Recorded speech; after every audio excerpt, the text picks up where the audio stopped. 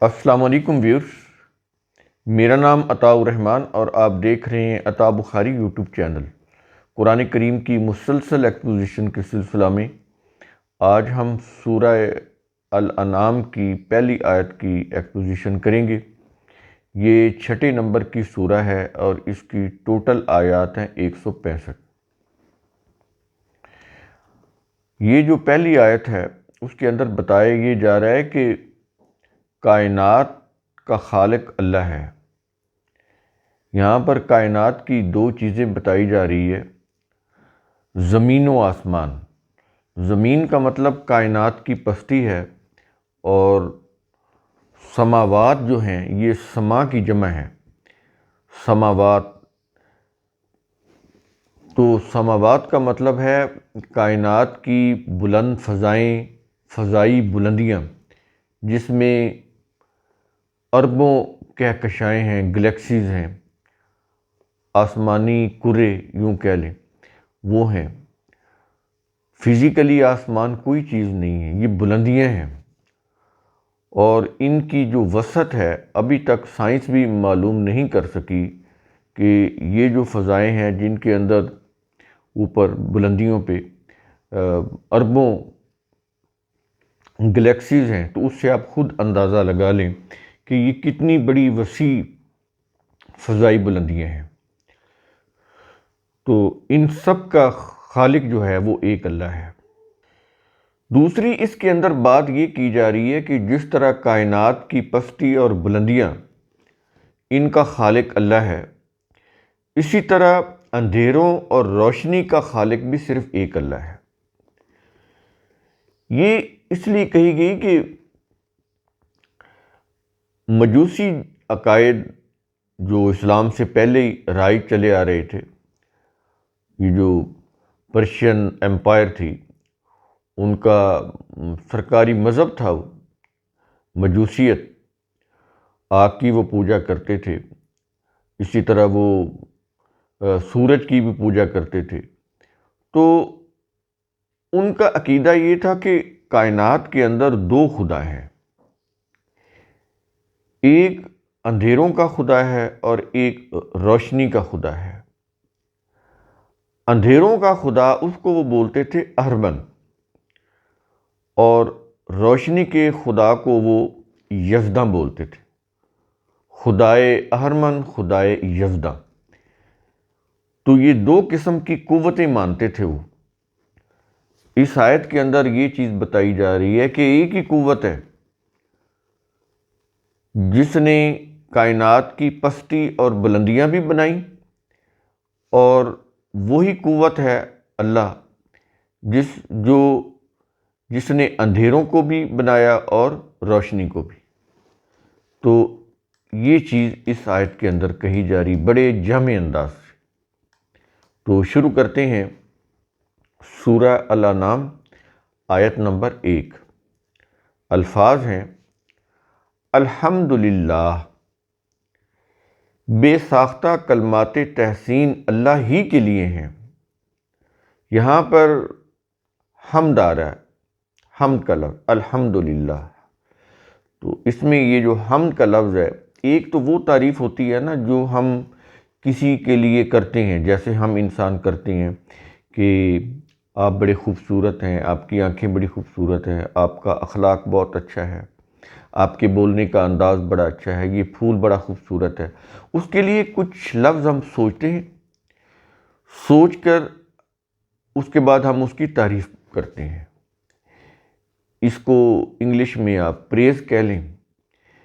یہ جو حمد ہے وہ والی پریز نہیں ہے۔ عربی میں حمد بولتے ہیں جو بے ساختہ، بے سوچے سمجھے منہ سے وہ الفاظ نکل آئیں کسی کی تعریف میں، اس کو حمد بولتے ہیں۔ مثال کے طور پر کہ جب ہم پھول کو دیکھتے ہیں، اس کے کلر کو دیکھتے ہیں، اس کی خوشبو کو سونگھتے ہیں، یا اس کی خوشبو ہمیں آ رہی ہوتی تو ہم بے ساختہ کہتے ہیں واہ کتنا خوبصورت پھول ہے، کتنی پیاری اس کی خوشبو ہے۔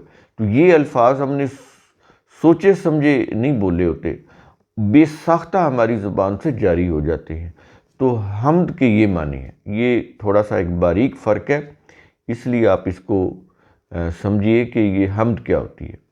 تو یہ انسانوں کی تعریف جو انسان کرتے ہیں سوچ کر سمجھ کر یا ان کی خوشی کے لیے، یہ وہ والی تعریف نہیں ہے. یہ فرق ذہن میں رہنا چاہیے. اگلے الفاظ ہیں الذی خلق السماوات والارض. اللہ وہ ہے جس نے آسمان اور زمین کو پیدا کیا، تخلیق کیا. تو اس کی یہ تخلیق ہے، کسی اور کی نہیں. جب اسی کی تخلیق ہے تو ملکیت بھی اسی کی ہے. جب اسی کی تخلیق ہے تو اس کے اندر جو قوانین نافذ ہیں، فزیکل لاز، وہ بھی اللہ کے ہی بنائے ہوئے ہیں. یہ چیزیں ایسی نہیں ہے کہ بس وہ اتنا کہہ رہا ہے کہ جس نے آسمان و زمین کو پیدا کیا. یہ کہنے کا مقصد کیا ہے، اس کے اندر میننگز کیا پوشیدہ ہیں، وہ ہم نے ایکسپلور کرنے ہوتے ہیں، وہ بتانا ہوتا ہے. اور اسی کی طرف قرآن جو ہے وہ غور کرنے کی تاکید کرتا ہے کہ تدبر کرو کہ ان آیات کے اندر کیا چیز کہی گئی ہے. یہ چیز کہ یہ جو آسمان و زمین کی تخلیق ہے، سوچیں یہ کیسے ہوئی کہ کائنات میں تو پہلے کچھ بھی نہیں تھا. جب بگ بینگ ہوا تو اس میں تو اس وقت تو کچھ بھی نہیں تھا کائنات میں. تو کیسے یہ بگ بینگ ہو گیا، کیسے یہ وہ چھینٹے اڑے اور اس سے وہ گلیکسیز بنی، اور کس طرح یہ سورج چاند ستارے اور زمین بنے، کرے بنے، کس طرح پھر یہ گردش کرنے لگے. تو کس طرح پھر ان کے اندر گریویٹیشنل فورس پیدا ہوئیں جس کی روح سے وہ بڑے ہی ایک متعین فاصلوں پر رہتے ہوئے وہ گردش کر رہے ہیں، ماوے گردش ہیں. تو یہ چیزیں بڑی قابل غور ہیں. یہ ہے اس کے اندر کہ وہ جس نے آسمان اور زمین کو تخلیق کیا.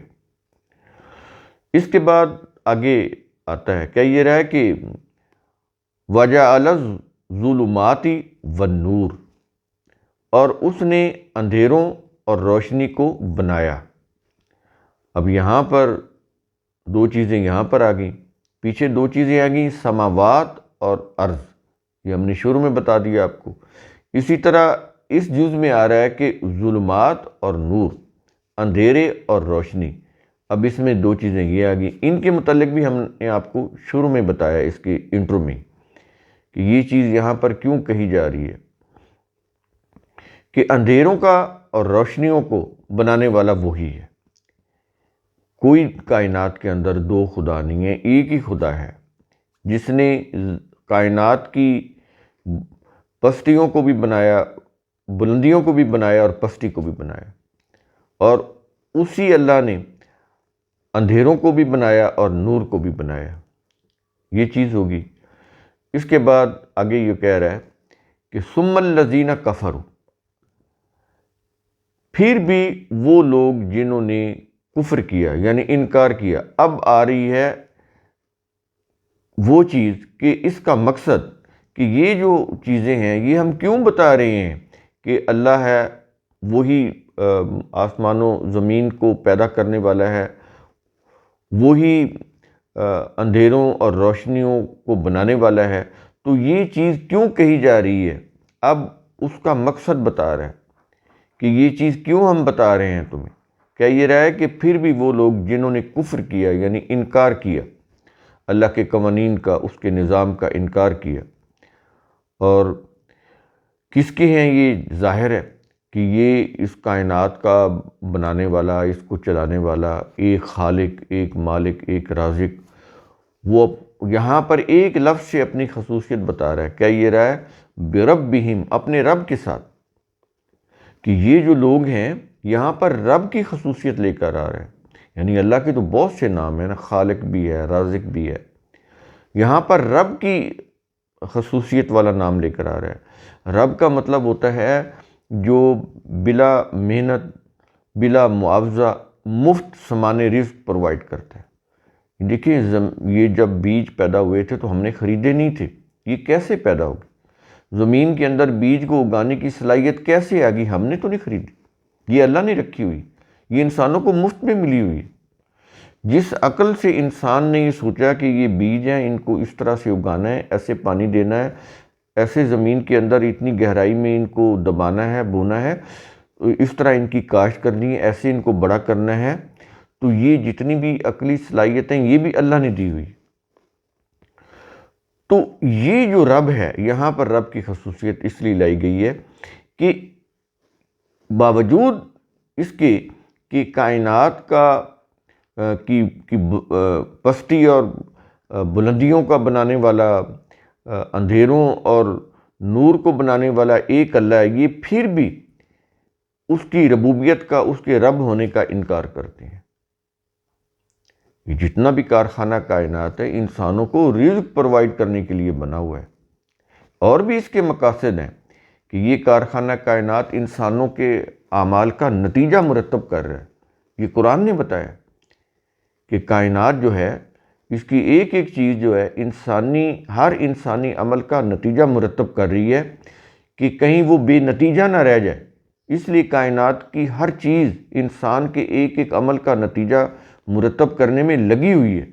انسان، مثال کے طور پر کسان جب بیج بوتا ہے تو وہ جو بیج ہے اس کو اگانے کے لیے پوری زمین سرگرم ہوتی ہے، اس بیج کو وہ ضائع نہیں کرتی۔ اگر بیج خالص ہے، صحت مند ہے، وہ اس بیج کو اگاتی ہے، اس کے اندر جتنے بھی غذائی اجزاء ہیں وہ اس کو اگانے میں لگ جاتی ہیں، پھر اس کی کمپل باہر آتی ہے، پھر باہر آتی ہے تو سورج کی روشنی سورج اس کو روشنی اور حرارت پرووائڈ کرتے ہیں۔ فضا کے اندر جو آکسیجن ہے وہ اس کے ذریعے اس کو آکسیجن ملتی ہے، ہوا میں جو نمی ہے وہ اس کو ملتی ہے۔ تو یہ دیکھ لیں کتنی چیزیں ہیں جو انسان کے ایک عمل کو نتیجہ خیز بنانے کے لیے لگی ہوئی ہیں۔ یہ ہے کائنات کا مقصد، اور پھر اسی سے پھر کائنات کے اندر انسانوں کو یا ہر جاندار چیز کو اس کا رزق بھی مل رہا ہے۔ یہ ساری چیز جو مینج کرنے والا ہے، اس کو پروڈیوس کرنے والا ہے، وہ رب ہے۔ اس لیے یہاں پر رب کی خصوصیت لائی جا رہی ہے، رب کا لفظ لایا جا رہا ہے کہ یہ لوگ جو کفر کرتے ہیں وہ اپنے رب کا انکار کرتے ہیں،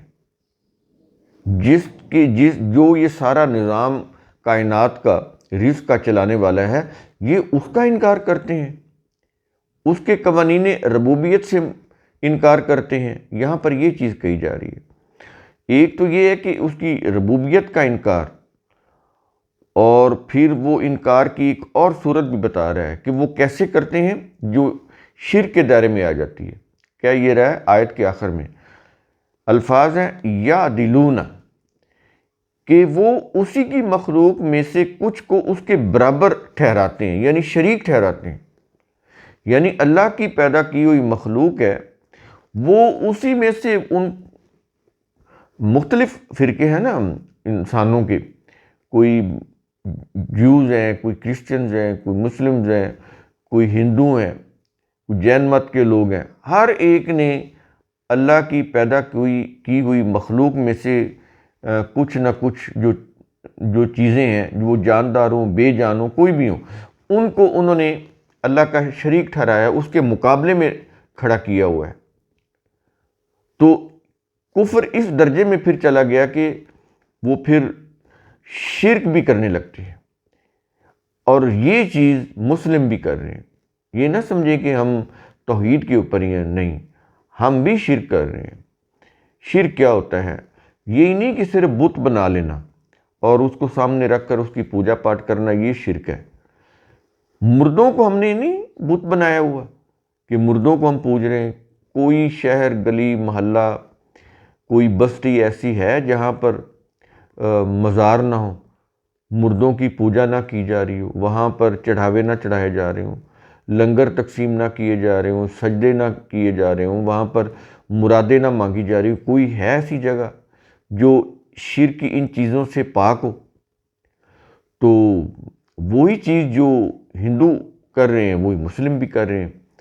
وہ یہاں پر اسی چیز کی طرف اشارہ ہے۔ کیا یہ رہا ہے کہ پھر بھی وہ لوگ جنہوں نے کفر کیا وہ کیا کرتے ہیں کہ اپنے رب کے ساتھ کفر کرنے کے ساتھ ساتھ وہ اس کی مخلوق میں سے کچھ کو اس کے برابر شریک ٹھہراتے ہیں، اس کے برابر کر دیتے ہیں، برابر کا درجہ دے دیتے ہیں۔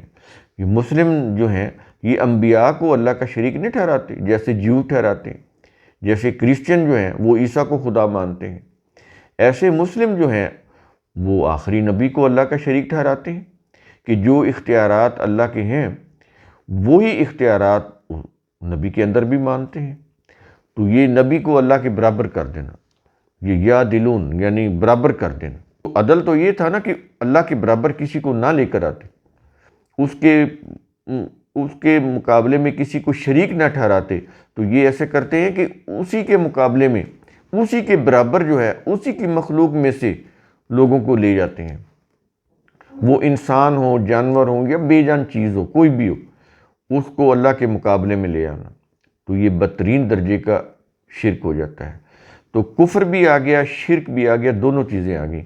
دونوں کچھ یہ کر رہے ہیں سب کچھ جانتے ہوئے بھی کہ اس کائنات کا خالق جو ہے وہ ایک اللہ ہے، اور اندھیروں کا اور روشنیوں کا بنانے والا بھی وہی اللہ ہے، اس کے باوجود ویسا کچھ کر رہے ہیں۔ تو یہ بڑی قابل غور آیت ہے۔ یہ ہمیں سوچنا چاہیے کہ ہم کس کس انداز سے اللہ کا شریک ٹھہرا رہے ہیں اسی کی مخلوق میں سے، جو کچھ بھی ہیں، وہ جاندار ہوں یا غیر جاندار ہوں، انسان ہوں یا کوئی اور کوئی چیز ہو۔ یا یہ دیکھیں ہم نے مذہبی پیشواؤں کو بھی تو اللہ کے مقابلے میں شریک ٹھہرایا ہوا ہے، انہی سے فتوے لیتے ہیں، انہی سے پوچھتے ہیں، اللہ کی کتاب سے نہیں پوچھتے۔ تو یہ بھی شرک ہے۔ تو قرآن کریم کا اصول ثم تفکروا، اس کی روح سے آپ خود بھی سوچا کریں، سمجھا کریں، غور و فکر کیا کریں۔ شکریہ۔